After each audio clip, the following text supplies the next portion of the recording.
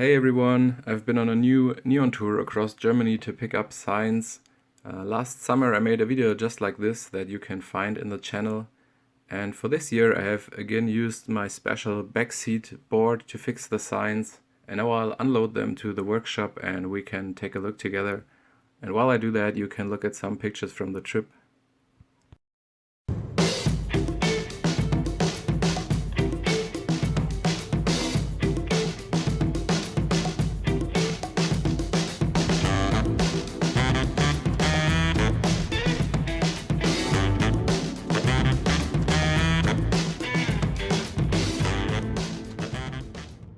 I'm in Frankfurt right now, just pick up the first sign. It's this light from the Super Bowl 1994.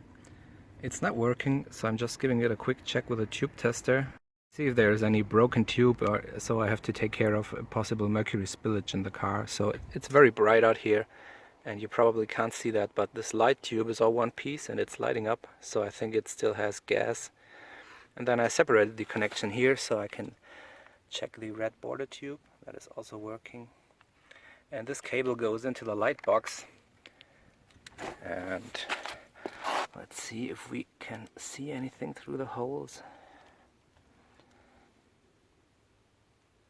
Well, yeah, probably not on the camera, but the light box is also blinking. So I assume that all the tubes are okay. And the probable cause of the failure is this plug, because they put a 220, 230 plug on the 110 transformer, because some adaptation transformers have an outlet for this, but it also has a burn mark on the pin, so I guess they accidentally plugged it into a regular outlet and just fried the transformer. So I hope the electrodes didn't suffer too much. This one looks alright.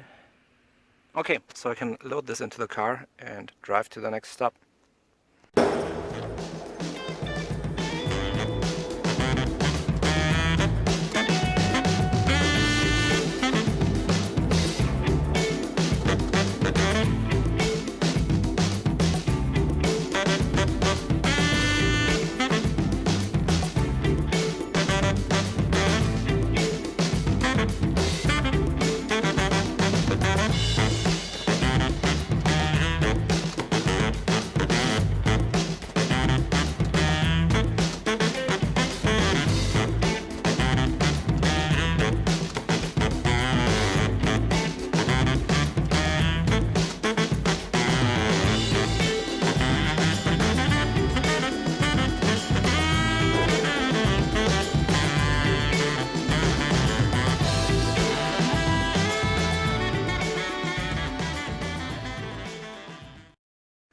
Okay, this is the July 2022 harvest. Not as much as last time, but nice finds nonetheless. We have an accumulation of drinking cup themes this time, but that is coincidence. They are all from different sellers. The Pepsi is made in the Netherlands with a heavy transformer, and I assume it's an original commissioned by Pepsi. For the other three, I'm not sure about that. The Coke looks nicely bent and the text is clean with the right proportions, Eggtown transformer. But they were companies that just decided, hey, we're making Coca-Cola neons now and selling them to people.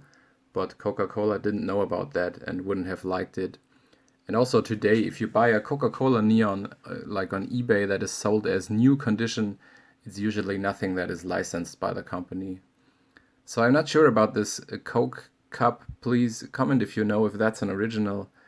And then for the 7-Up cups, I was told there was a gray frame version of this that was the old original, and then there were black frame remakes, so these could be original or not, and I even got two different black frame versions here.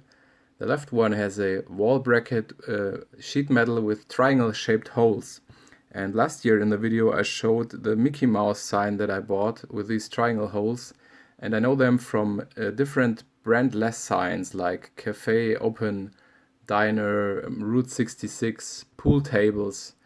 And so that company who made all these no brand signs made a 7-Up then. So is it a licensed sign? I don't know. And the broken one has no wall bracket, a bit of a different frame, a bit of different tube layout and different transformer. And the 7-Up tube is broken on the 7 and the red stripe on the cup is broken.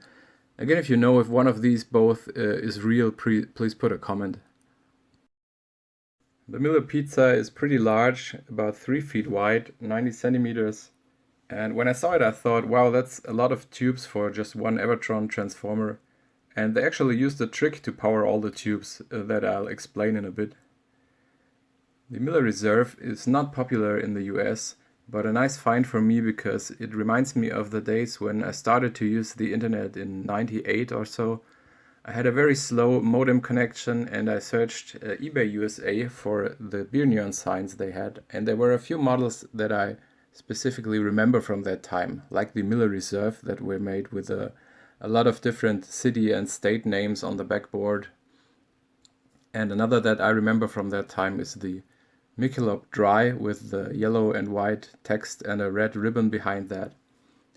So this one came not working, and when it arrived it just didn't have a transformer, but the tubes look good, so we might have a working sign here.